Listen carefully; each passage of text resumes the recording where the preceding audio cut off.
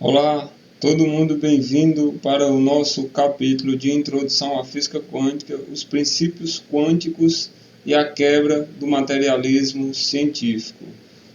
Introdução à Física Quântica aplicada às práticas integrativas e complementares em saúde. O nosso objetivo nesse módulo será apresentar o contexto histórico do surgimento da física quântica, bem como compreender os princípios quânticos. Veremos aqui os princípios de incerteza, de complementaridade, o emaranhamento e o salto quântico. E a partir desses princípios, a gente vai mostrar como que houve a quebra do materialismo científico.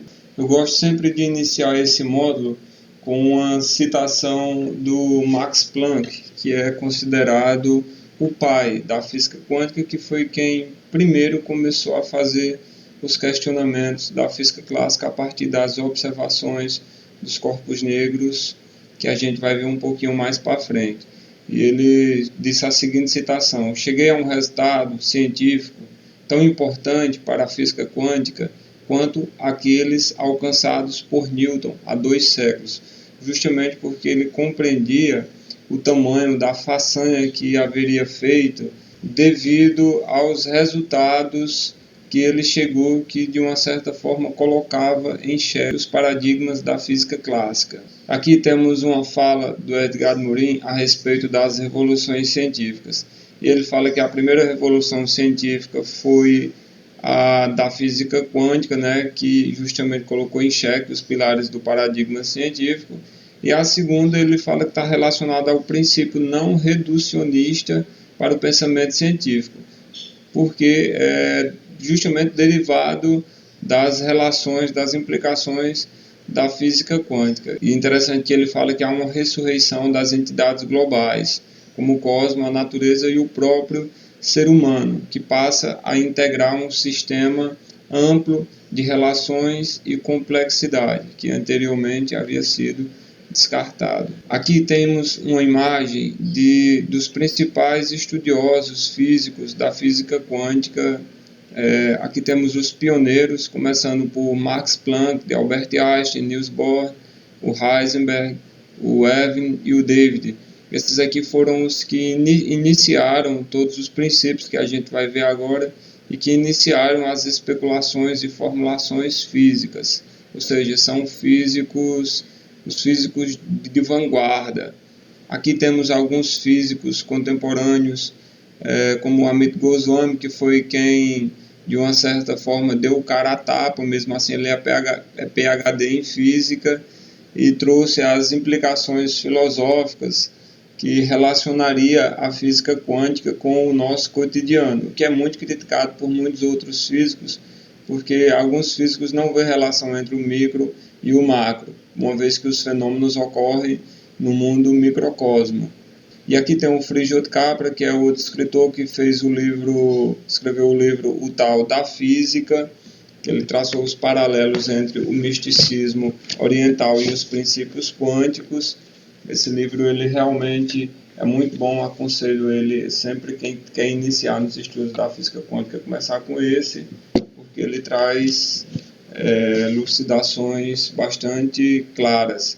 E temos o Deepak Chopra, que foi o autor do livro A Cura Quântica, e também é um estudioso, um físico e biólogo, estuda a natureza Ayurveda principalmente, e nesse sentido também houve uma contribuição de um grande material que ele levantou, que ele vem estudando, que ele vem pesquisando e compartilhando.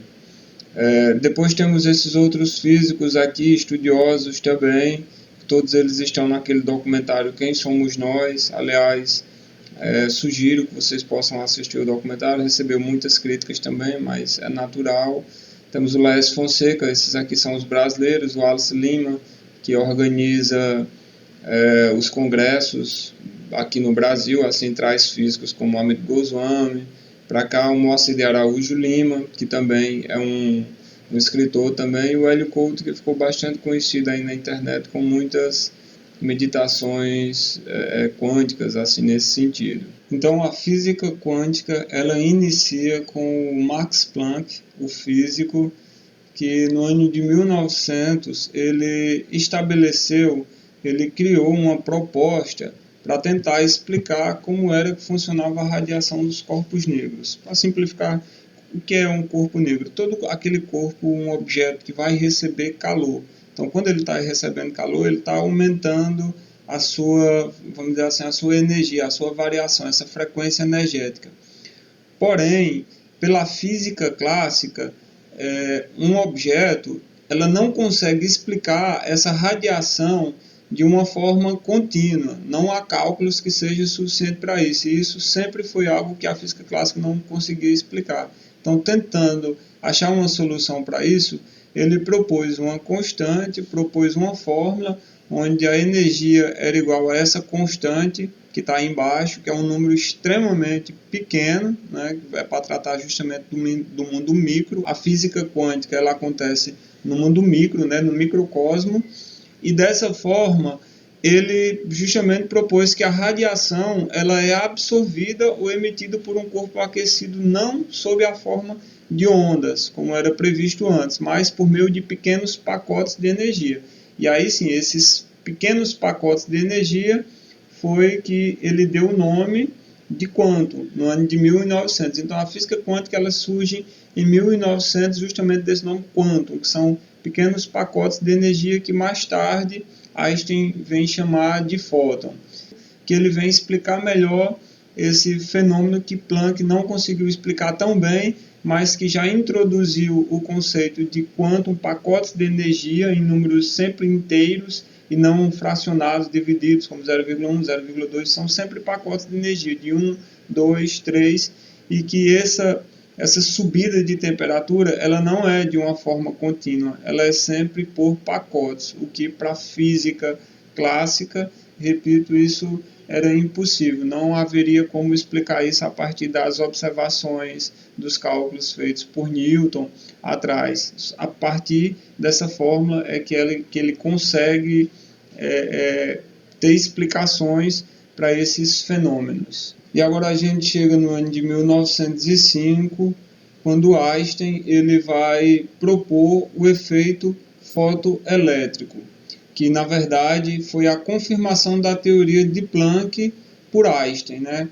Como o Planck foi o primeiro a perceber o potencial de Einstein, Einstein foi o primeiro também a reconhecer as implicações da teoria quântica, né? Então Einstein, em 1905, aplicou as teorias de Planck a um fenômeno observável que vinha intrigando os físicos já fazia um tempo, né? Que era a questão do efeito fotoelétrico. Os cientistas descobriram que ao atingirem alguns metais com a luz, suas superfícies liberavam elétrons, exatamente como se a luz arrancasse os elétrons dos átomos dos metais. E para a surpresa dos físicos, e embora o aumento da intensidade da luz não afetasse a energia do elétron arrancado, alterava o comprimento de onda, que é uma dessas cores aí que a gente pode observar, que também afetava os elétrons. Exemplo, a luz azul fazia com que os elétrons fossem emitidos com mais velocidade do que a cor amarela. Ou seja, por lógica, nesse diagrama aí de cores dos comprimentos de ondas que a gente observa, a cor vermelha ela tem menos energia do que a cor laranja, e assim sucessivamente. À medida que vai aumentando até chegar à cor violeta ela tem uma densidade, ela tem uma energia maior. No entanto, ainda com a física clássica, não havia uma resposta plausível para esse efeito. Então, foi então que Einstein, utilizando a teoria quântica de Planck, né, que a gente já viu, ele encontrou uma saída. Veja só, se uma radiação assume uma forma de pacote de energia, como Planck teorizou, essa energia era gasta para arrancar os elétrons, então a radiação de falta de frequência deveria arremessar os elétrons com mais energia que a radiação de baixa frequência. Então foi aí que Einstein postulou que quanto maior for a energia do quantum, mais velocidade ele inseria aos elétrons cuja essa emissão provocou. Então, de maneira simples, o que a gente está dizendo é que essas cores elas vão tendo mais energia à medida que vai subindo. A luz vermelha, por exemplo, ela não teve efeito em alguns materiais, justamente porque não possuía uma energia mínima para arrancar os elétrons. Já a luz violeta, ela expulsava os elétrons em baixa velocidade, ou seja, a ultravioleta gera uma alta velocidade e os raios X, nesse caso, produzem elétrons muito mais rápidos. Aí foi justamente por essa descoberta, e na verdade não pela teoria da relatividade geral, que Einstein ganhou o seu primeiro prêmio Nobel de Física em 1921. Aqui a gente chega no experimento da fenda dupla, o vídeo vai explicar de forma mais simples o que esse experimento representou no mundo da física quântica. Só para vocês terem uma ideia, esse foi o experimento que abalou, que realmente colocou em xeque mais do que nunca os paradigmas da física clássica e que trouxe de volta para o campo da ciência, para o campo empírico, a possibilidade da consciência, a possibilidade de um espírito, né? Na verdade, foi a partir dessas experiências que surgiu muitas outras diversas teorias, implicações filosóficas, em que inclusive vai trazer uma certa validade para todas as PICs, para todas as práticas integrativas que a gente vai ver um pouco mais para frente. Então, eu sei que alguns termos parecem um pouco complexos para a maioria das pessoas assim que não está acostumado, que só viu esses termos lá no ensino médio e que não estudou mais isso, mas se a gente precisa de alguns elementos para poder falar de forma baseada, de forma científica, em relação às práticas integrativas, eu sugiro que vocês vejam esse experimento, se possível repitam, vejam mais de uma vez para poder argumentar, para poder falar, entender, compreender o porquê que a gente, o porquê que o observador, o porquê que um ser humano ele é tão importante nas observações, ou seja, em fenômenos físicos, ou seja, em fenômenos em que tem um observador e que tem um objeto observado e que se existiria ali um campo de consciência, alguma informação entre esses dois personagens. Então vejam o vídeo que esse vídeo vai estar trazendo também, é que para a física clássica há duas coisas que não se misturam. Uma é partícula e outra é onda. Partícula é aquilo que eu posso ver, aquilo que eu posso pegar, tocar, é a matéria, né? E ondas são as ondas que estão surgindo por aqui, por dentro da sala, que eu não consigo ver, mas que está. Justamente porque a minha visão está limitada, ela está condicionada a um certo padrão. Aquele padrão do espectrograma que a gente viu agora das radiações, a minha visão ela não consegue ver o que está abaixo do vermelho, que é o infra, e não consegue ver o que está acima do violeta, que é o ultravioleta. Ela só consegue captar o que está ali dentro. E o que está fora, como por exemplo as ondas de rádio, as ondas de Wi-Fi, né, que eu não estou conseguindo ver, a minha própria voz que está se propagando aqui no espaço, não consigo ver, mas está acontecendo, está existindo. Então, partícula é matéria e onda é isso. E essas duas coisas para a física clássica não se misturam.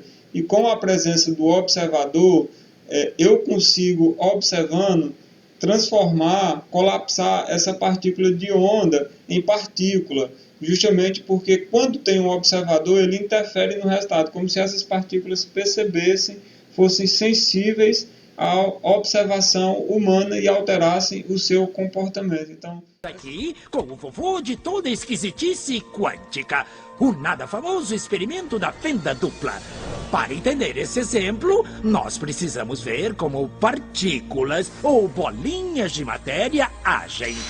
Se por acaso lançarmos um pequeno objeto pela fenda, que pode ser uma bolinha de gude, podemos ver um modelo na parede de trás, pois as bolinhas passaram pela fenda e bateram lá. Agora, se colocarmos uma segunda fenda, nós esperamos ver uma segunda tira duplicada à direita. Agora, vamos ver as ondas. As ondas batiam na fenda e irradiavam, batendo na parede de trás, com maior intensidade diretamente na linha da tira. A linha iluminada, na parede de trás, mostra essa intensidade. É parecida com a linha que as bolinhas de gude fizeram, mas, quando adicionamos a segunda fenda, acontece uma coisa diferente. Se o topo de uma onda encontra a parte de baixo de outra onda, elas se anulam. Agora existe um modelo de interferência na parede de trás. Os lugares onde dois topos se encontram são os de mais intensidade, as linhas de luz, e onde elas se anulam, não tem nada. Então, quando jogamos coisas, quer dizer matéria, através de duas fendas, temos isso. Duas linhas. E com ondas, nós temos um modelo de interferência com muitas linhas. Por enquanto está bom. Agora, vamos ficar quânticos. Um elétron é um pedaço bem pequenininho de matéria, como uma bolinha de gude. Vamos jogar uma corrente por uma fenda. Se comporta igual a bolinha de gude, uma linha só. Então, se lançarmos essas coisas pequenininhas pelas duas fendas, devemos ter, como com as bolinhas, duas linhas. O quê? Um modelo de interferência. Nós lançamos elétrons, pedaços bem pequenininhos de matéria. Mas temos um modelo igual ao das ondas, não como das bolinhas. Como? Como pedaços de matéria podem criar um modelo de interferência como o das ondas? Isso não faz sentido. Mas os físicos são espertos. Eles pensaram, talvez essas bolinhas estejam pulando umas nas outras e criando este modelo. Então, eles resolveram lançar os elétrons um de cada vez. Assim, não teria jeito de interferirem um no outro. Mas depois de uma hora, o mesmo modelo de interferência estava aparecendo.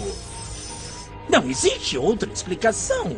O elétron sozinho sai como uma partícula, se torna uma onda de potenciais, passa pelas duas fendas e interfere consigo mesma para bater na parede como uma partícula. Mas, matematicamente, é mais estranho ainda. Passa pelas duas fendas e por nenhuma. E passa por uma só e passa só pela outra. Todas essas possibilidades estão em superposição uma com a outra. Mas os físicos ficaram incomodados com isso. Então, decidiram espiar e ver por qual fenda o elétron realmente passa. Eles colocaram um equipamento medidor em uma fenda para saber por qual delas o elétron passou e seguiu voando. Mas o mundo quântico é muito mais misterioso do que eles podiam imaginar. Quando eles observaram, o elétron voltou a se comportar como uma bolinha de gude. Ele produziu um modelo de duas linhas, não um modelo de interferência com várias linhas.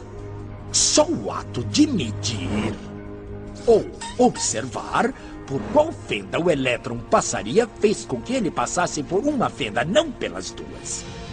O elétron decidiu agir diferente, já que ele sabia que estava sendo observado. E foi assim que os físicos entraram nessa terra estranha e misteriosa dos eventos quânticos. O que é a matéria? Bolas de gude ou ondas? E ondas de quê? E o que o observador tem a ver com tudo isso? O observador acabou com a função de onda simplesmente por observar.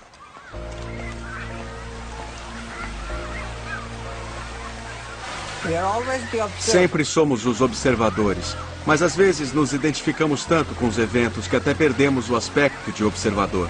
É por isso que o material fica completamente perdido e podemos fazer as coisas sem o observador.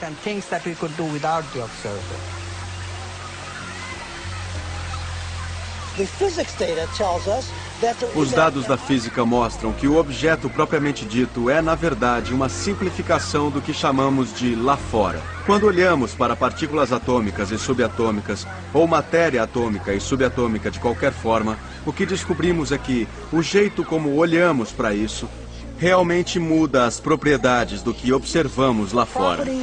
of what we observe to be out there. Is this the observer? Será esse observador o mundo maluco e esquisito das partículas quânticas e como elas reagem? And how they react. Será então o observador? Then, the observer. And E mesmo assim, nós não conseguimos ter um campo quântico sem a observação de cientistas que tenham ido lá e descoberto coisas e mais coisas. Todos são observadores. They're all observers. But not one Mas nenhum deles concorda com todos os pontos do campo, porque percebe o campo matematicamente de diferentes ângulos de percepção. From different angles of perception. Não sabemos na mecânica quântica como nos comportar como observadores do mundo. Não sabemos como nos tratar como observadores, como uma outra parte do sistema físico que estamos descrevendo. O único jeito que sabemos como fazer mecânica quântica é com a fórmula tradicional de manter o observador fora do sistema que ele está descrevendo. Quando você o coloca lá, aparecem todos esses paradoxos. E somos forçados a dizer na mecânica quântica coisas como: o livro está fazendo isso por causa da mecânica quântica e eu vejo isso porque eu estou lá e vejo. E é melhor não tentar analisar a segunda parte da frase para aplicar a mecânica quântica nela, porque não vai dar certo. É por isso que existem duas leis diferentes da evolução dos sistemas físicos. Uma que se aplica quando não se está olhando para ele e a outra quando se olha. Mas isso é loucura. Não vamos colocar numa fórmula matemática o ato de um observador consciente chegar a uma resposta. As pessoas dizem: a câmera grava e pronto, está filmado, foi gravado. Você esqueceu de uma parte da equação. Alguém tem que olhar a fita.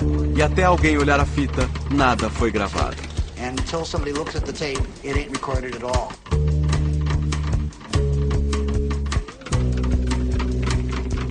Então essa experiência ela ficou conhecida como experiência bizarra justamente dentro da física quântica, porque não havia explicação para poder explicar o que é que o ser humano tem de tão especial para alterar os resultados. E aí é onde a gente consegue colocar e entender, ou pelo menos teorizar, algumas implicações filosóficas do que é, de fato, as experiências humanas, do que é a matéria, de fato, do que é a energia. Agora a gente chega no salto quântico. Esse é um outro princípio que também trouxe muita instabilidade, que também estremeceu as bases da física clássica.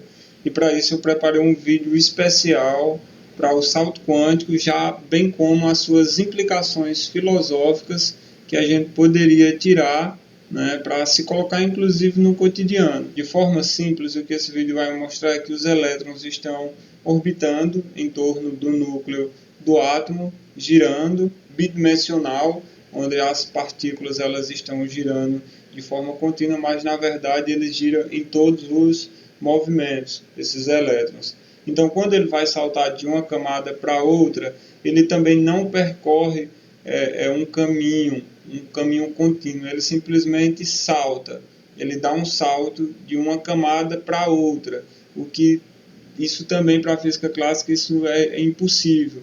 E no mundo subatômico acontece isso, essa partícula ela salta de um nível para o outro e ela precisa ganhar energia. Então, quando essa partícula ela ganha energia, ela consegue saltar e ela simplesmente desaparece e aparece no outro canto de forma instantânea. Então, é outro mistério, para onde vai o elétron nesse momento desse salto, né? Então, esse é outro experimento observável, especialmente pelo Niels Bohr, que também aumentou mais ainda especulações do campo mais filosófico no mundo, no terreno da física quântica. Você sabe o que é salto quântico? Gostaria de entender melhor como, onde e de que forma ocorre esse princípio da física quântica, que ultimamente foi demasiadamente utilizado e às vezes até fora de contexto.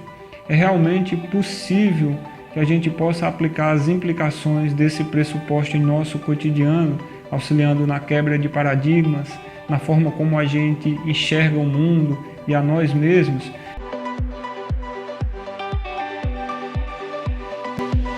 Então, primeiramente, é importante que a gente entenda que esse fenômeno ocorre essencialmente no mundo subatômico. e que é justamente de onde a maioria dos cientistas céticos, né, inclusive alguns físicos quânticos, eles justamente criticam muito essa relação, essa interação que os outros físicos teóricos fazem, de dizer que existe uma relação entre o mundo micro e o macro, a nossa realidade propriamente dita. Porém, a experiência da fenda dupla, né, que foi, vamos dizer assim, uma das experiências que de fato colocou em xeque as bases do paradigma científico, né, do método cartesiano, justamente porque nessa experiência constatou-se que uma simples presença humana pode alterar o resultado das interações dessas partículas.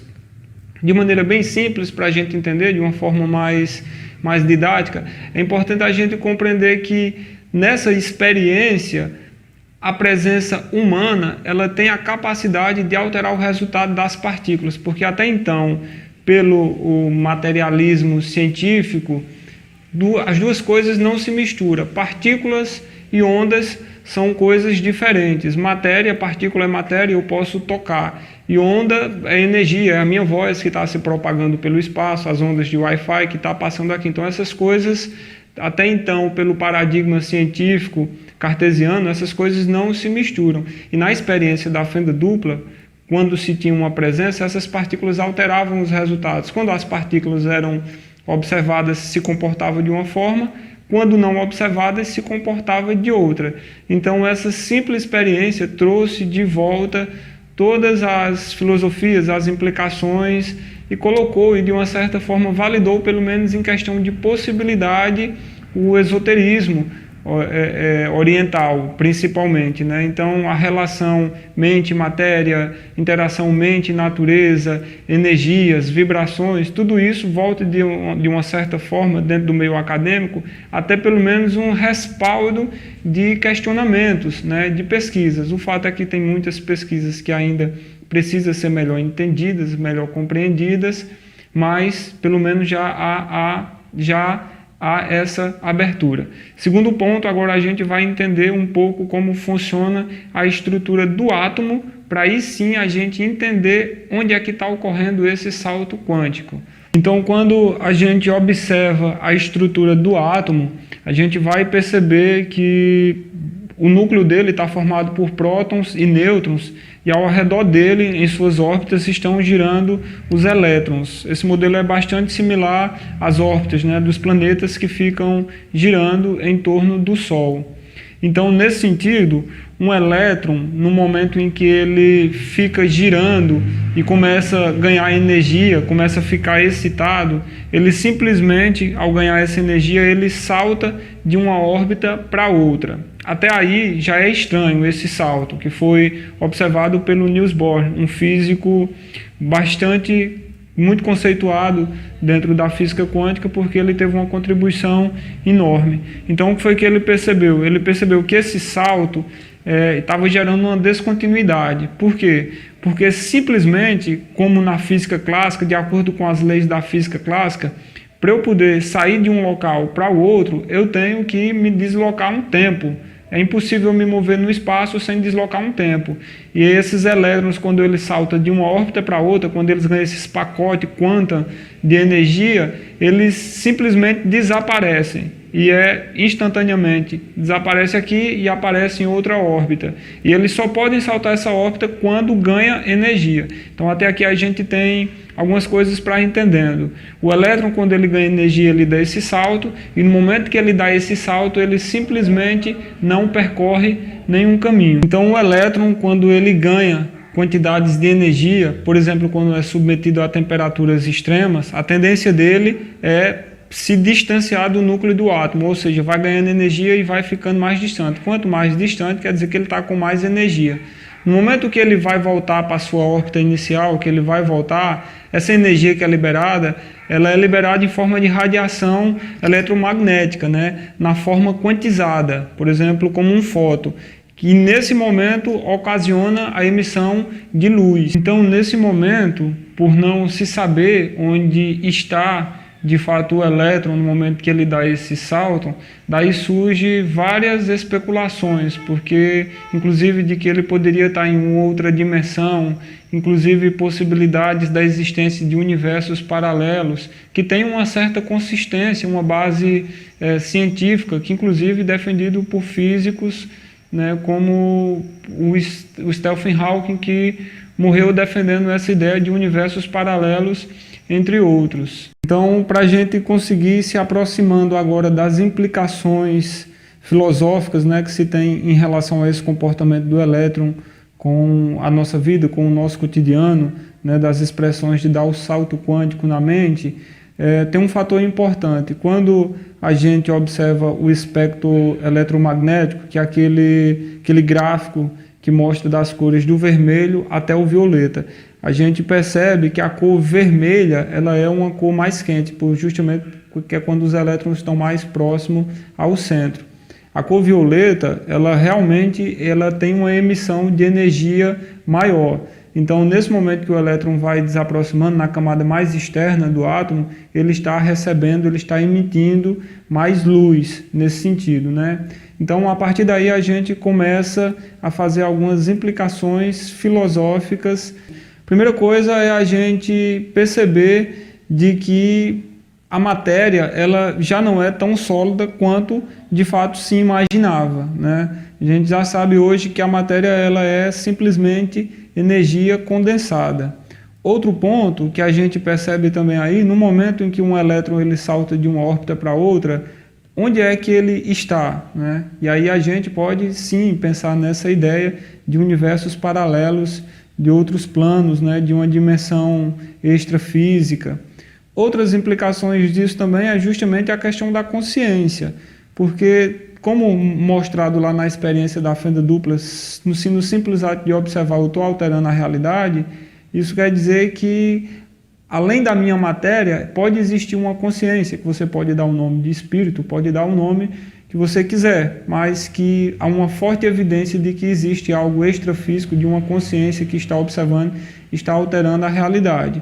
Então, nesse sentido, quando eu altero a minha forma de pensar, quando eu penso positivamente, que a gente já viu que o pensamento positivo ele tem uma ação imediata no nosso corpo, então a gente faz essa analogia de estar dando o salto quântico na nossa mente, que é justamente saindo de um estágio anterior, de um estágio mais limitado, uma forma limitante de pensar, estamos expandindo através de conexões sinápticas e criando, vamos dizer assim, uma nova realidade para a nossa vida. A questão das críticas que foi falado em relação por parte de alguns cientistas é que eles ainda não querem, de fato, ver que existe essa relação do salto quântico com a vida no mundo macro. E, nesse sentido, se há, de fato, essas discussões. Mas tem muita gente que apresenta implicações filosóficas que fazem um certo sentido, mas que ainda, de fato, ao meu ver, precisa de um pouquinho mais de tempo para que, pelo menos do ponto de vista científico, com aparelhos tecnológicos, que venha a ser comprovado. Mas as evidências de que quando eu altero o meu estado de pensar em relação a mim mesmo, quando eu mudo essa forma de visualizar, muito provavelmente que eu estou alterando o meu campo vibracional de frequências energéticas, e esse salto, quando ele é dado, ele traz, vamos dizer assim, consequências muito positivas para a nossa vida. Então, a pergunta que fica é: que tipo de padrões, que tipo de pensamentos negativos, de crenças que a gente está alimentando constantemente em nossa vida? O que é que está sendo impregnado e que está esperando essa nova forma de pensar para que a gente dê efetivamente esse salto quântico em nossa vida? Um outro princípio também é o princípio da incerteza, proposto pelo Heisenberg. Heisenberg ele estava tentando encontrar onde que estava a partícula, onde que estava o elétron, né? Ele disse, vamos examinar aqui o mundo subatômico e observar onde é que está o elétron. E ele chegou a esse princípio da incerteza porque ele percebeu que quanto mais você mede, quanto mais você coloca precisão para encontrar onde ele está, menos certeza você vai ter da velocidade. E quanto mais precisão você vai ter da velocidade que ele está ocupando, menos precisão você vai ter sobre a localidade que eles estavam. Então, o que ele disse foi justamente que a gente não pode conhecer ao mesmo tempo a posição e a velocidade de uma determinada partícula, o elétron, por exemplo.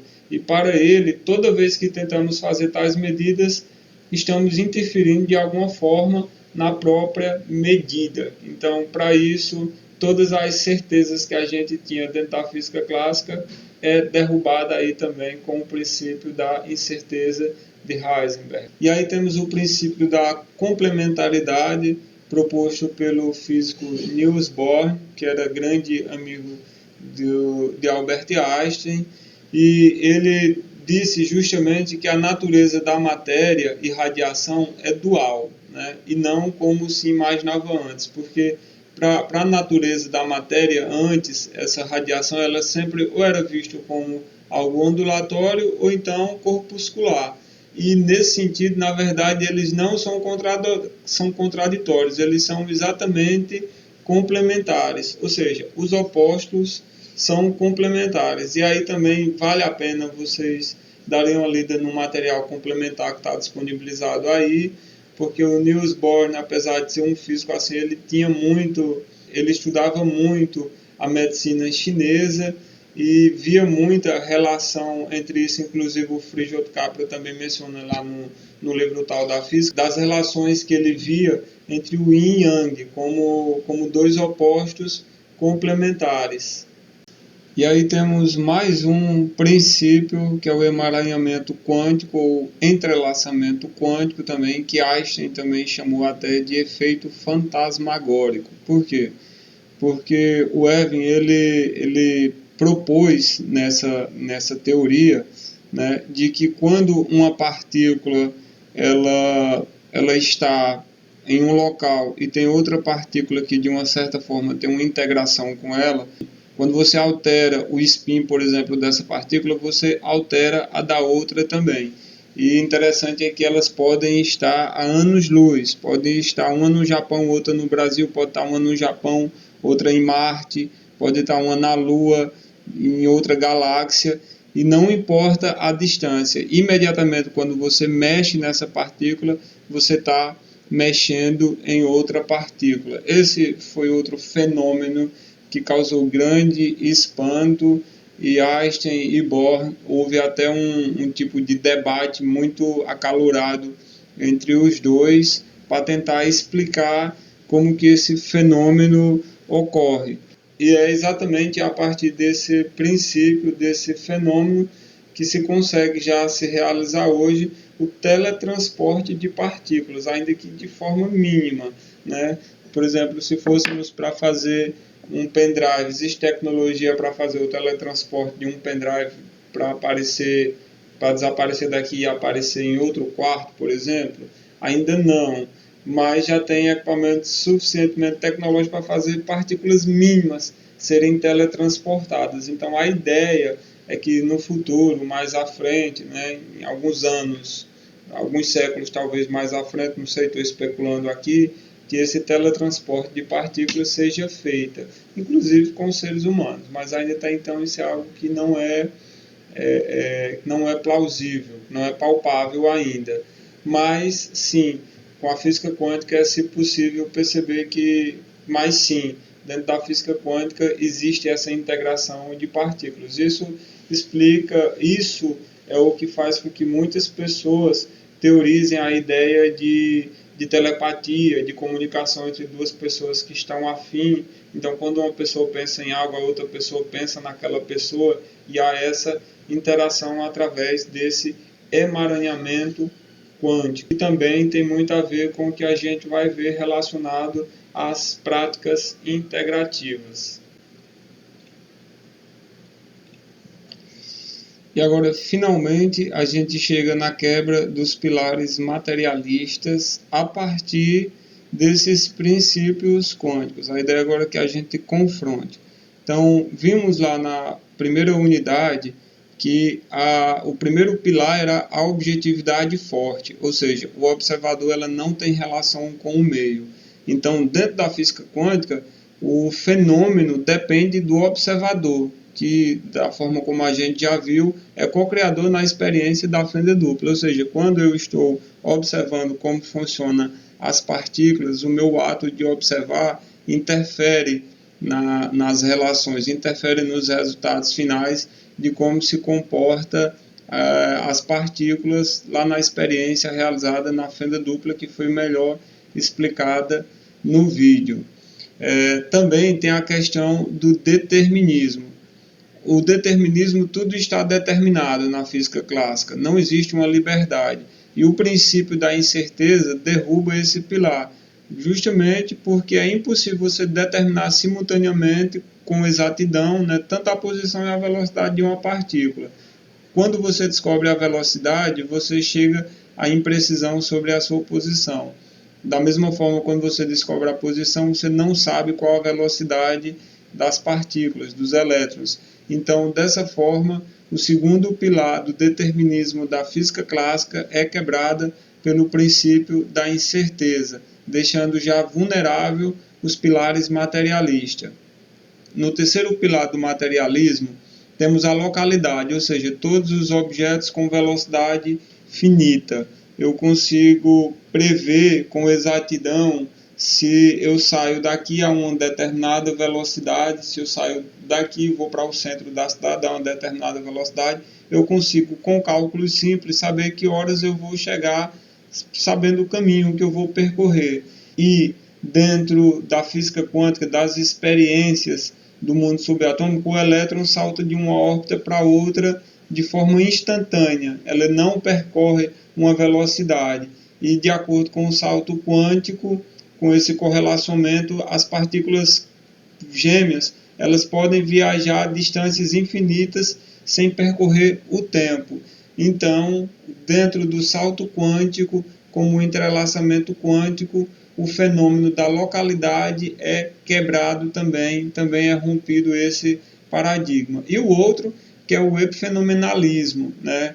Que a gente encontra todas as respostas da matéria na própria matéria. E a gente já viu que o observador influencia na matéria, na experiência da fenda dupla. Ou seja, como se tivesse uma energia, o ato, a intenção de observar é que faz com que as partículas mudem o seu comportamento. Então, o epifenômeno também é quebrado pelo simples observar da matéria na experiência realizada na fenda dupla, de forma que todos os pilares do materialismo científico são derrubados com esses princípios quânticos. Então, para essa videoaula, esse seria o ponto principal da nossa aula, entender os princípios quânticos, a sua relação com os pilares materialistas e a quebra deles para a gente fomentar o nosso conteúdo de base para as próximas aulas. E aqui, como apontamento, hoje a gente vê que no alvorecer do século XXI, a física quântica é a teoria mais bem-sucedida da ciência, porque ela é responsável por diversas tecnologias avançadas em nossa época, como os lasers, os transitores, microcircuitos e os nanocircuitos, associados a um novo ramo de pesquisas e nanotecnologia que explora a estranheza do mundo subatômico de forma prática. Então, esse é um apontamento que é vinculado basicamente à parte mais científica, tecnológica, mas muitas outras implicações a gente vai ver em outras áreas a partir dessa quebra de paradigma. Então, o rompimento, a ruptura, que significa esse rompimento, a suspensão ou corte, trata-se de uma cisão, de uma transformação na forma de compreender as coisas, ou seja, a partir desses momentos a forma de compreender, de se relacionar com a própria natureza está diferente. A ruptura de um paradigma ocorre a partir da existência de um conjunto de problemas, que a gente viu que foi vários questionamentos, vários problemas apresentados na física quântica, cujas soluções já não se encontram no horizonte de um determinado campo teórico, dando origem a anomalias ameaçadoras da construção científica. Um repensar sobre o assunto para ser requerido. Novos debates, novas ideias, articulações, buscas e reconstruções passam a acontecer a partir de novos fundamentos. Essa é uma citação que vem muito a calhar para o momento. Então agora, para fechar, a gente vai ver mais um vídeo que trata de romper paradigmas. É uma ilustração que mostra de uma forma bem interessante, bem divertida, o quanto o paradigma, quando ele já está instalado em uma sociedade, o quanto é difícil, o quanto precisa, às vezes, de acontecimentos, de agentes que têm uma certa sensibilidade para perceber o novo e começar o processo de transição. Então fica aqui esse vídeo para que a gente vá aprofundando os nossos entendimentos na questão do rompimento de um paradigma e que vá servindo de reflexão para as próximas videoaulas.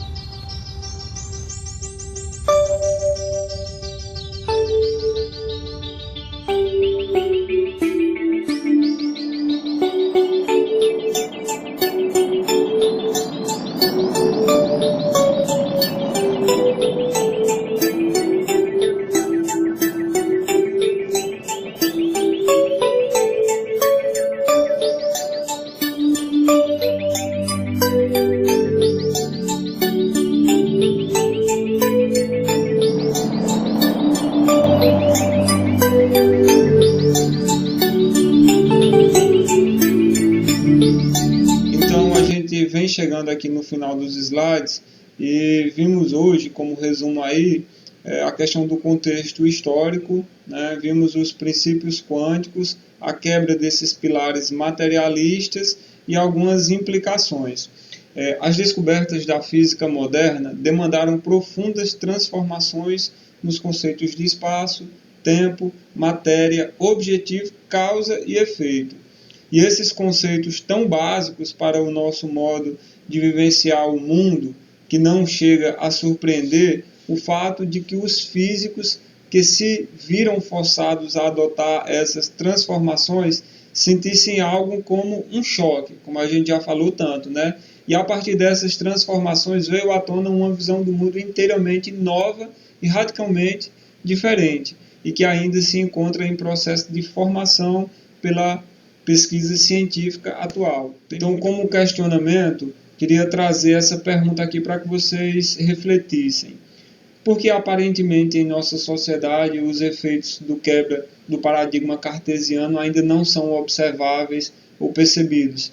Porque as metodologias, as formas de ensino, o modo de fazer ciência, os sistemas políticos nas áreas da saúde, sociais, comportamentais ou no campo da fenomenologia ainda parece reproduzir certos padrões. E para fechar aqui temos uma reflexão de cunho mais pessoal.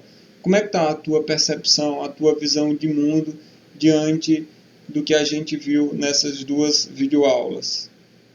Aqui temos as referências bibliográficas, tudo devidamente referenciado, as imagens também. Então aproveitem esse conteúdo, aproveitem essas referências, porque elas vão ajudar a dar base. Os slides a gente faz de uma forma um pouco mais rápida, reduzida, para não aumentar tanto o tempo dos vídeos, mas vocês têm todo o material complementar, tem todas essas referências para aprofundar os seus estudos. Então vamos finalizar a nossa prática. Com o poder da minha mente, com o amor do meu coração, eu vos saúdo. Namaskar. Te vejo na próxima aula.